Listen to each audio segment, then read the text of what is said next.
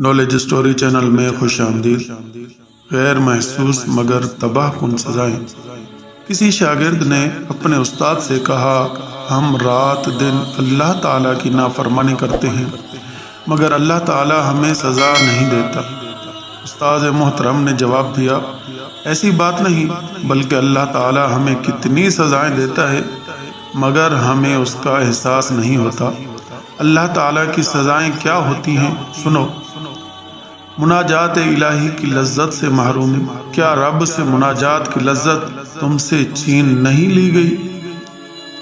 Number 2، قساوت قلبی۔ اس سے بڑی سزا کیا ہو سکتی ہے کہ انسان کا دل سخت ہو جاتا ہے۔ نمبر 3، نیکیوں کا توفیق نہ ملنا۔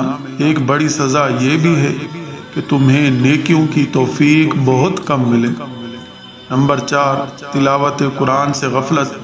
کیا ایسا نہیں ہوتا کہ دن کے دن گزر جاتے ہیں مگر تلاوت قرآن کی توفیق نہیں ملتی، بلکہ بسا اوقات قرآن کی یہ آیت سنتے ہیں جس میں اللہ تعالیٰ نے فرمایا کہ اگر یہ قرآن پہاڑ پر نازل ہوتا تو اللہ کے خوف سے ریزہ ریزہ ہو جاتا۔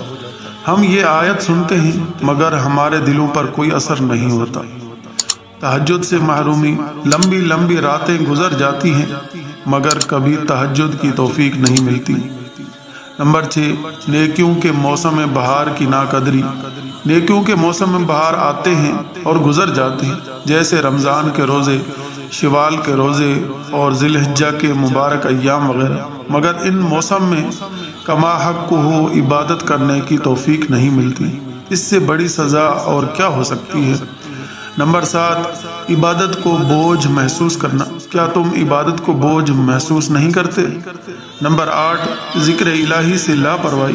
کیا اللہ کے ذکر سے تمہاری زبان خاموش نہیں رہتی؟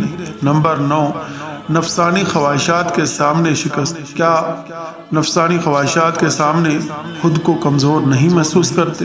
نمبر 10، دنیا کی محبت۔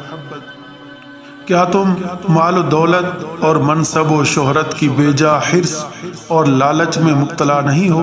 اس سے بڑی سزا اور کیا ہو سکتی ہے؟ کبیرہ گناہوں کو معمولی سمجھنا۔ کیا ایسا نہیں کہ تم بڑے بڑے گناہوں کو معمولی اور حقیر سمجھتے ہو، جیسے جھوٹ، غیبت، چغلی، گانے وغیرہ سننا؟